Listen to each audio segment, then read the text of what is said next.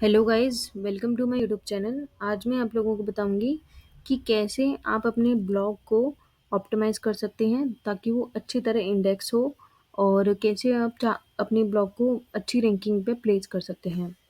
ये मैंने एक ब्लॉग ओपन कर रखा है फॉर द एग्जांपल, ताकि आप समझ आएँ कि कैसे इसकी इंटरनल लिंकिंग, कैसे मेटा टैग्स या कैसे कंटेंट का स्ट्रक्चर होना चाहिए।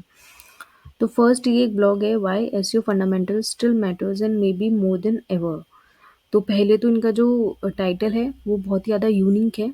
तो फर्स्टली आपको ऐसे टाइटल्स ढूँढने हैं, यूज़र क्वेरी बेस्ड पे भी हो सकते हैं वो, जो बहुत ही ज़्यादा ईज़ी टू अंडरस्टैंडेबल हो यूज़र्स के लिए। अब जैसे ये बहुत ही ज़्यादा सिंपल एंड यूनिक है, why SEO fundamentals still matters.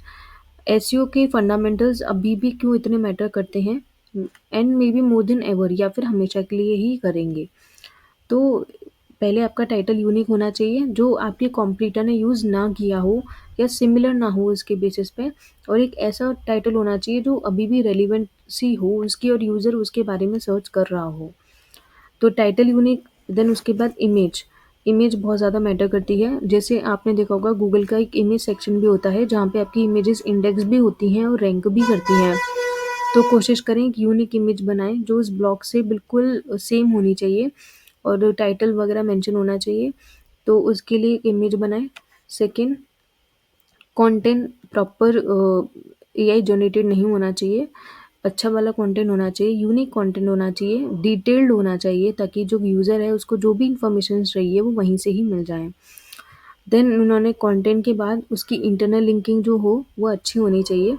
जैसे एक इन्होंने एक तरीके से टेबल ऑफ कंटेंट यहाँ पे प्लेस किया है जिसमें लिंकिंग की है। अगर आप एक टेबल ऑफ कंटेंट का एक लेआउट टाइप का बनाते हो, लाइक टेम्पलेट फॉर्म में बनाते हो, तो उससे क्या होता है कि वो टेक्स्ट फॉर्म में ना आके वो सिर्फ स्क्रॉल आउट हो जाता है नीचे की साइड। तो इससे बेटर है कि आप टेक्स्ट फॉर्म में ही उसकी लिंकिंग करो, ताकि अगर मान के चलिए कि जो टेक्स्ट फॉर्म में जो कीवर्ड्स होते हैं बहुत जल्दी रैंक करते हैं कंपेयर टू द लेआउट और द विजुअल अपीयरेंस के लिए जो हम डाल देते हैं। तो यहाँ पे जितने भी टेबल ऑफ कंटेंट है उसे ज़रूर मेंशन करें, ताकि यूज़र को नीचे तक स्क्रॉल ना करना पड़े, वो वहीं की वहीं क्लिक करे और उसको इन्फॉर्मेशन वहीं की वहीं मिल जाए।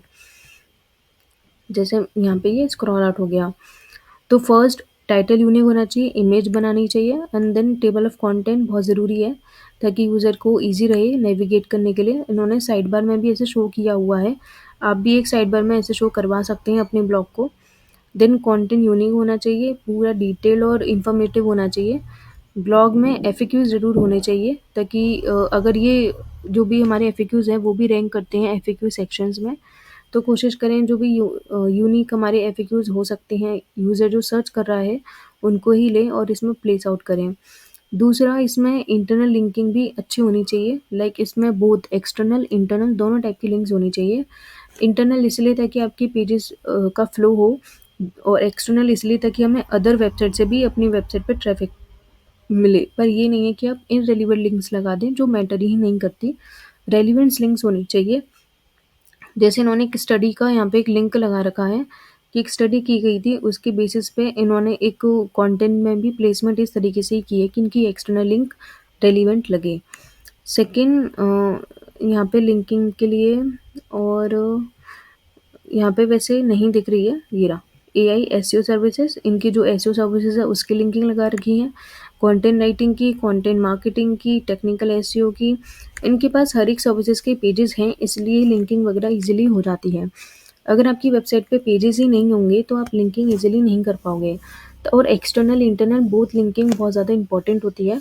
और एक अगर आपका 1000 और कीवर्ड डेंसिटी को मेंटेन करना भी बहुत ज़रूरी होता है। अगर 1000 समथिंग का, अगर आपका वैसे 2 to 3% मैक्स बहुत रहती है कीवर्ड डेंसिटी, लेकिन कंटेंट में यूनिकनेस होना बहुत ज़रूरी है, तभी आपका कंटेंट रैंक करता है। अगर आप सेम कंटेंट चैटजीपीटी से या एआई से उठा के डाल दोगे तो उसका कोई वैल्यू नहीं है, क्योंकि अदर कॉम्पिटिटर्स भी सेम कर रहे हैं, तो there is no uniqueness. Meta tags भी एक बार देख लेते हैं। इन्होंने टाइटल भले ही लंबा लिया हो, लेकिन इन्होंने जो मेटा टैग्स में टाइटल लिया है वो बहुत छोटा लिया है, क्योंकि गाइडलाइंस होती है 60 कैरेक्टर के अंदर अंदर आपका टाइटल हो जाना चाहिए, 160 कैरेक्टर के अंदर डिस्क्रिप्शन। एंड देन यहाँ पे इन्होंने यूनिक एक तरीके से डिस्क्रिप्शन डाला है।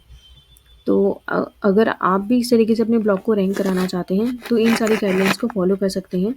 इसमें बेसिकली कंटेंट की uniqueness, internal linking, external linking, table of content, image, FAQs, unique title, describe Meta tags और यूआरएल को स्ट्रक्चर भी देख लें किस तरीके से प्लेस किया हुआ है।